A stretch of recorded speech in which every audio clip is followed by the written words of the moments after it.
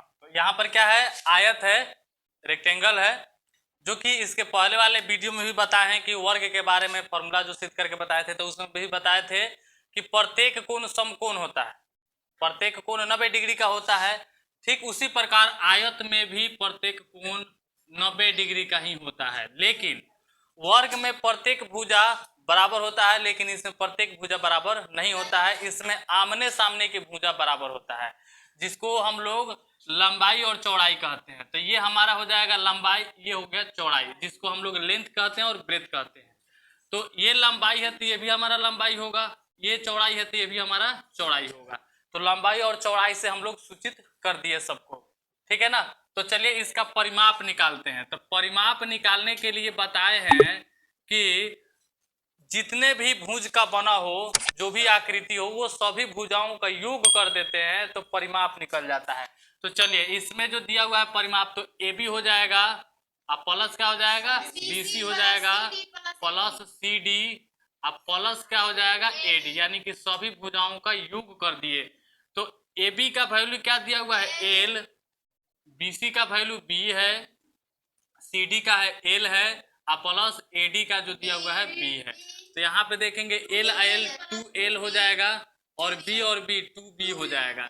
इसमें अब कॉमन ले लेंगे तो L प्लस क्या हो बच जाएगा, B बच जाएगा, जो कि यही आयत की परिमाप है। चलिए अब इसका क्षेत्रफल निकालने के लिए अब देखेंगे कि क्षेत्रफल कैसे निकाला जाता है। तो वर्ग में जिस तरह से एक विकर्ण खींच करके जिस तरह से क्षेत्रफल निकाले थे, उसी तरह से इसमें भी एक हम लोग क्या करेंगे, विकर्ण को खींच देंगे। तो हम लोग का एक जो है कि आकृति इस तरह का बना, इस तरह का एक आकृति बना है, और एक बना है इस तरह का, दो आकृति बना है, जो कि यहाँ पर भी देख रहे हैं कि समकोण है, यहाँ पर भी समकोण है। तो ये जो है ए बी सी जो बन रहा है, तो ये त्रिभुज बन रहा है। तो कौन सा त्रिभुज बन रहा है, तो समकोण त्रिभुज बन रहा है। तो लिखेंगे समकोण त्रिभुज ए बी सी में, इसमें भी लगेगा पाइथागोरस प्रमेय के अनुसार से।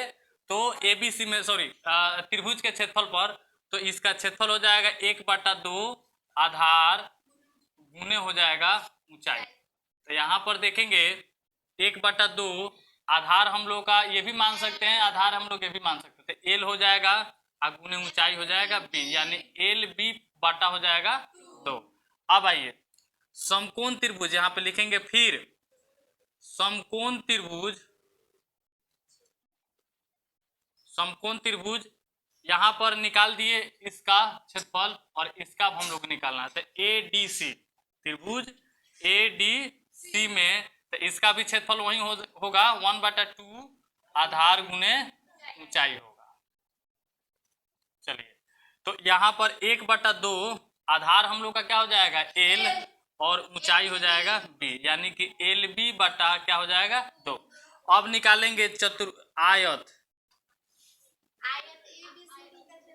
आयत ए बी सी डी का क्षेत्रफल। ये दोनों को क्या करेंगे, ये जोड़ देंगे। ये समीकरण 1 मान सकते हैं, ये समीकरण 2 मान सकते हैं। ये दोनों को क्या कर देंगे, जोड़ देंगे, यानी कि हो जाएगा एल बी बटा 2 प्लस एल बी बटा 2।